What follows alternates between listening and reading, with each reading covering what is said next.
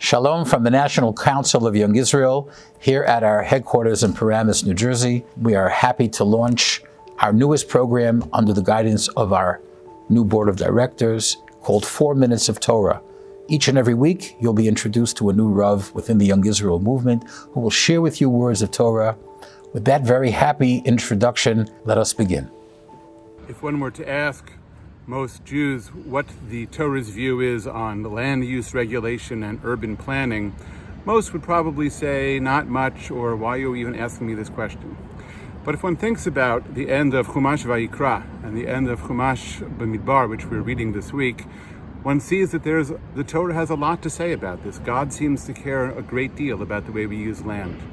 And it's right that he does, because the question of who uses land and what it's used for deeply impacts who we are as people, the kinds of lives we lead, the kinds of values that we have, and so on. Issues swirling around this exist in the United States, where questions of who owns what land matters a great deal and what it's used for. Political tensions between more urban folks and more rural folks are significant. And in other countries as well, in Israel as well, issues of how to best use land and avoid overcrowding in the center and to encourage people to live elsewhere. These are big issues that are not merely theoretical, they're real. And as I was saying, the Torah has a lot to say about it. Essentially, the way the system works in this week's part, towards the end of Chumash Bamidbar, is that every man, and I say the word man advisedly, is given a portion by Goral, designated by God's lottery, to have a piece of land in Eretz Yisrael, which will belong to him and his descendants and his heirs in perpetuity forever. It's unalienable land. It always belongs to the family, even if for some reason they need to abandon the land or sell the land for its crops for a number of years, as the Chumash spells out to the end of Chumash Vayikra. Nonetheless, it reverts to him in the Jubilee year. And so effectively, everyone has a piece of land which they can work and live on and call home and become connected to. This week's Parsha tells us also about the institution of Migrash Harim, the green belts around cities.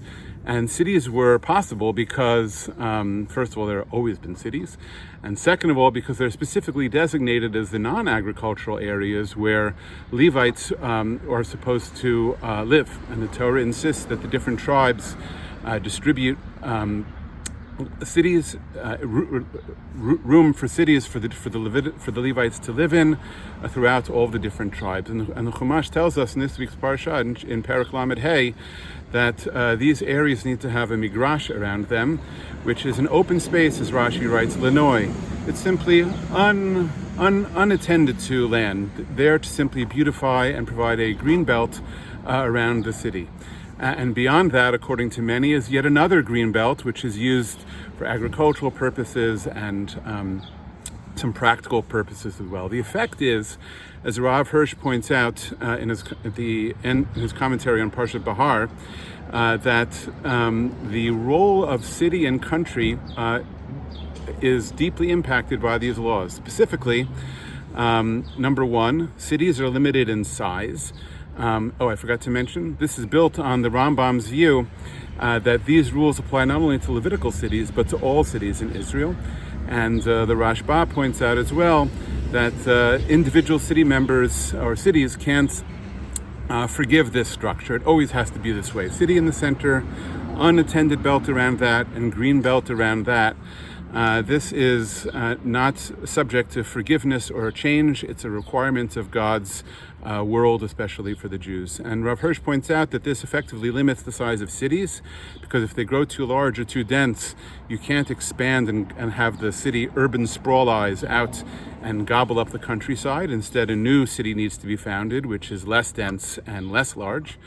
And it also impacts the nature of the people, which is that God apparently wants us to be a variegated people of individuals and groups, but the basic type is supposed to be a balance between the urban intellect and culture and sophistication on the one hand, the good things that come when we live together in groups, as well as the more wholesome, down-to-earth qualities which come when we live close to the land. And he thinks that's the ideal type and what the Torah is driving at in these regulations. Much food for thought about land use and land ownership and urban planning and all of these things, very much in the forefront of the Torah's worldview, and one which our world, which continues to struggle with these issues, needs its wisdom so much as well. Shabbat Shalom.